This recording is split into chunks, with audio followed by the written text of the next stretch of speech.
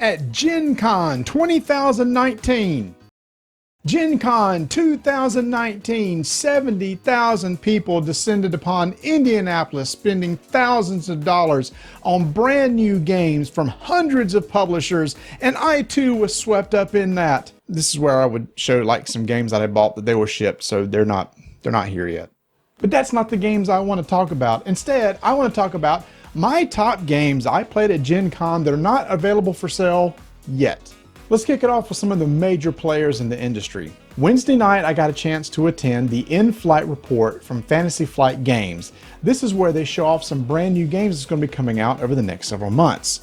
And in that, they announced a brand new game in the Arkham Horror line called Final Hour. I am a huge Arkham Horror fan. I have Arkham Horror, Mansions of Madness, Eldritch Horror, I play the Arkham Horror LCG, I'll play them all. But what got me excited about this game was it's an Arkham Horror themed based game, but plays in an hour. See, all those other games can take a while, up to 2 to 3 hours to finish them, so I was very excited to try a game that can be played in just an hour. Got a chance to bring it to the table, and sure enough, we finished that game in 45 minutes. And at first I thought it was going to be just a streamlined version of the other games, but it's not. It's totally different. In this, you play as an investigator, and instead of a typical Mansions of Madness, Arkham Horror type thing where you have a couple actions you can do on your turn, each one of you are going to play a card from your hand simultaneously face down on the table.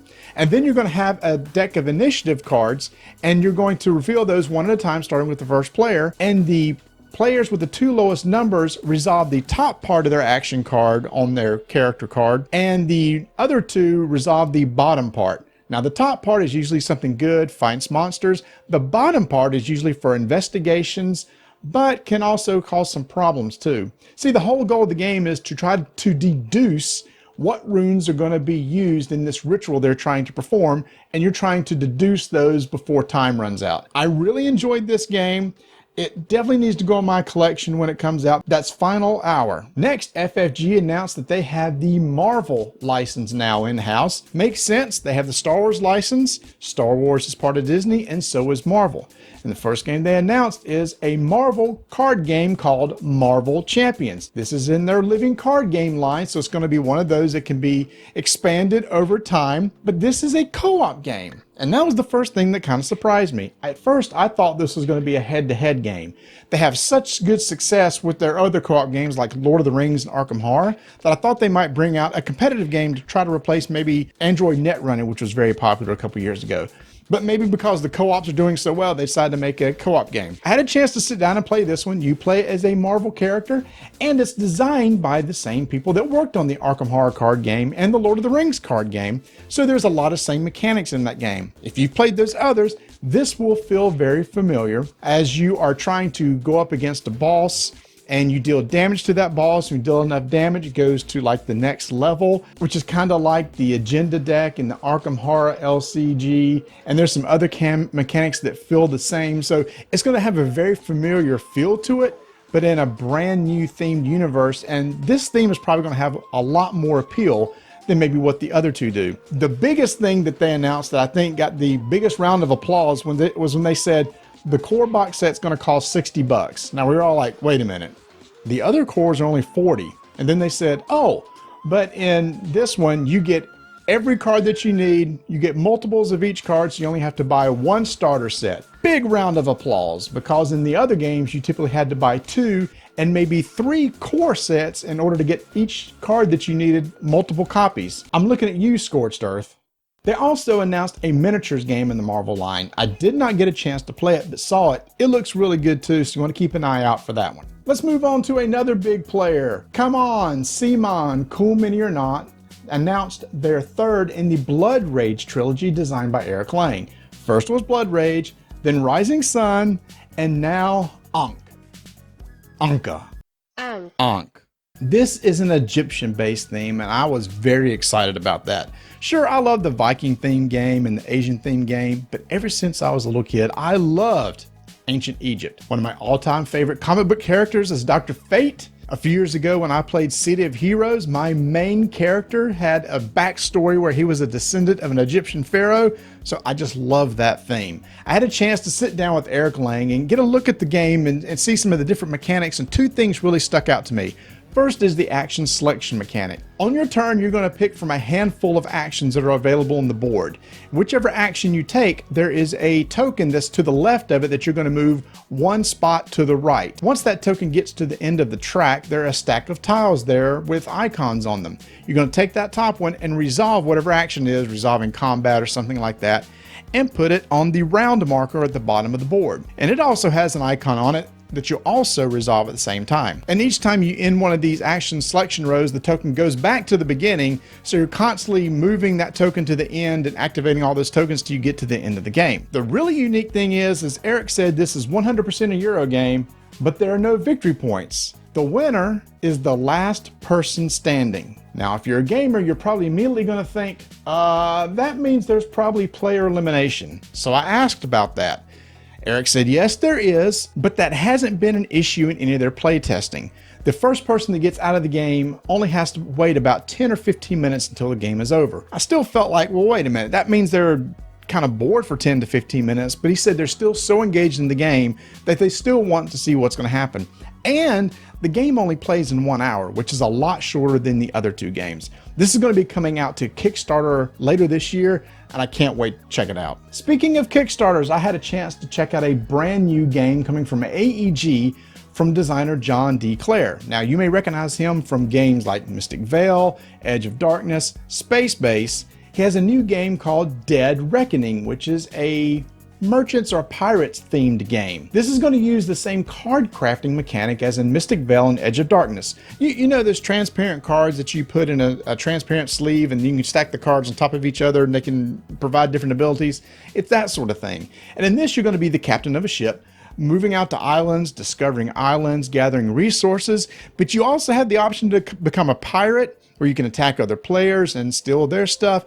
And it has the same sort of dice tower mechanic that's like an Edge of Darkness, except this time it looks like kind of like a boat and you drop cubes into the top of it, and when it falls into the board, wherever the cubes land, you resolve it from there. Looks really good. I really like his games, and this will be coming on Kickstarter later too. That's Dead Reckoning from AEG. Another game I got to play is Namiji from Funforge. This is from the makers of Tokaido. It has the same sort of mechanic in Tokaido where you have a track on the board and each of you have a pawn, and the person in last place gets to take their turn and they can jump ahead to a open spot on the board, and then the next person who's in last place gets to go. It's the same sort of thing, except here this is a fishing themed game. So as you move around the board, you're going to be trying to collecting fish to put on your player board, and if you can match colors and shapes together, you can generate victory points. You'll be able to go shrimp fishing where you reach into a bag and you pull out shrimp, and each shrimp you get's worth a point. If you pull 2 crabs, you have to put all the shrimp back, so it's kind of a push your luck mechanic. There are cards that you can get that give you special abilities. There's other cards you can get that are like in-game goals and give you extra victory points. To me, this game felt simpler than Tokaido because there's no resources like money or anything like that. It's really straightforward. We learned and played the game in about 30 to 40 minutes. So if you're looking at something for a little bit lighter than Tokaido, but you like that mechanic, look for Namiji coming from Funforge soon. Boy, at Gen Con did I make a big boo-boo. I got to check out 2 games there that when I first heard of the name and the theme, I thought I wouldn't be that interested in it, but boy was I wrong. The first is from North Star Games, and it's called Paint the Roses. This is an Alice in Wonderland themed game where you're playing as a co-op. You're working with everybody on the board in order to build out a garden. And what you're doing is putting tiles on the board that have flowers on them. The thing is, each of you have a hidden objective. Like for me, it may say, hey, your goal is to try to get 2 blue flowers together. So when I draw a token and put it on the board, if I can get 2 blue flowers together, I put a token on there to indicate that I have done so. Everybody else is trying to figure out what my objective is, and the reason why is because if they can figure it out, then what happens is we get to move our pawn along the board on the victory point track, because right behind us is the queen marker, and at the end of every turn the queen moves up, and if it ever catches up to our marker, we lose the game. So the goal is to try to figure out what's everybody doing. Okay, they put that one there, they put a marker on that flower, so maybe they're trying to match those 2 shapes, maybe they're trying to match yellows, and then you try to guess what their objective is, and if you're right, then you get to jump ahead some extra steps and grab a new card and continue with that new objective with the goal of filling out the whole board. It sounded really, really cool. It had the feel of like cryptid to me, where everybody has to, when they put a piece on the board, has to put it down a certain way, and everybody's trying to figure out what's going on. But not like Encrypted, which is PvP, this is all co-op. I cannot wait to actually play this with my friends and family. I think it's going to be cool. Let's Paint the Roses, coming from North Star Games. The other one, when I heard about Honey Buzz, I thought, Honey Buzz. And then I saw this game board with some really cute bees on it. I said, okay, this game from Elf Creek, I'll go check it out. I typically like what they put out, and boy, am I glad I did, because this is a fun themed game. The whole thing is these bees are making honeycombs, and from the honeycomb, they're generating nectar and honey. And what they're doing is they've decided we're going to make some money off this, and they're selling it back to animals in the forest and putting their honey in the bear market. Pun, come on, that's good. What you could do on your turn is take one of your worker bees, come on, put it in there and take an action. Maybe the action is taking a hex tile and putting it in play in order to try to generate your honeycomb. When you finish a honeycomb, there'll be a spot in the middle that you can fill in with a certain type of nectar. Another thing you can do on your turn is place a worker and look at some face down tiles looking for a particular type of nectar. And if you find it, you get to put it into place. Then when you do that, then you use a worker to generate honey, and then you could take that honey to the market and sell it. Different types of honey sells for different types of values. The goal, generate the most money by the end. So in this one game, they've incorporated worker placement, a memory game, a tile laying game, and an economic game with a really fun theme. I am so glad I went and checked out Honey Buzz from Elf Creek, and I can't wait for that to come to Kickstarter later on. One of my favorite designers is Emerson Matsushi, and he is working on a new game that he himself is super excited about. It's Metal Gear Solid from publisher IDW. I sat down with Emerson and got to look at an early prototype of this game, and he was so excited talking about it because he's a huge Metal Gear Solid fan. He said this is one of his favorite video games of all time, and this has become a passion project for him.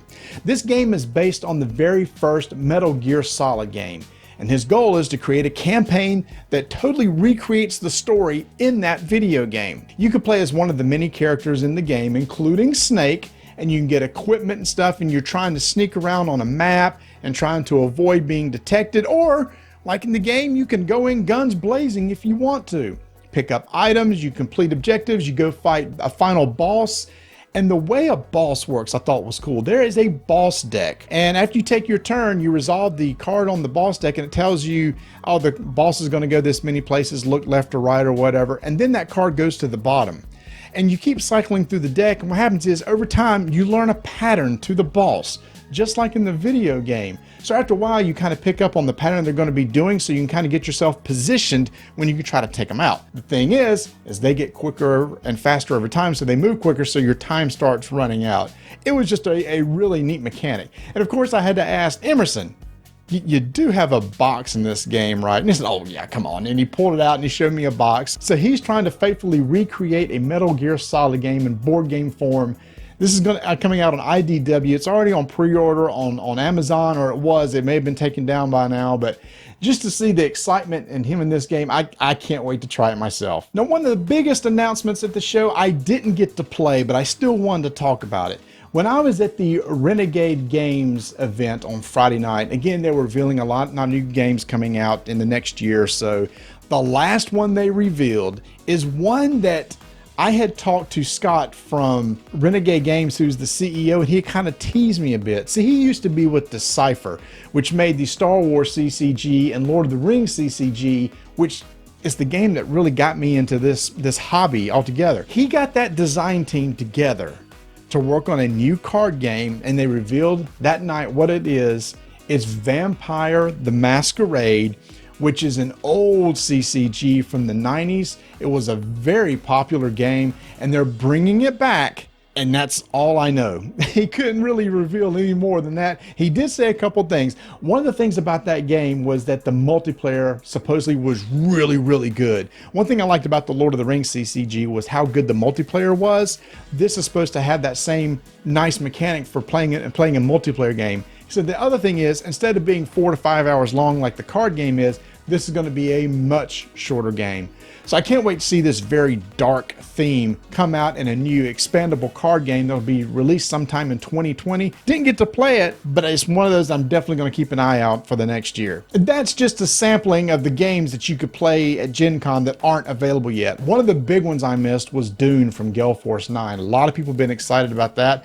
I just didn't get a chance to go over there and check it out, and I'm sure there are many others. But those that I just talked about, those are my top games that I got to play at Gen Con that you couldn't buy yet, but I will as soon as they're available. But now I'm going to pass the question off to you. Do any of those games sound good to you? What games were there on demo that I missed that I should have gone and checked out? Let me know in the comments. And if you like this video, please subscribe, hit that like button, and as always, creative closing catchphrase.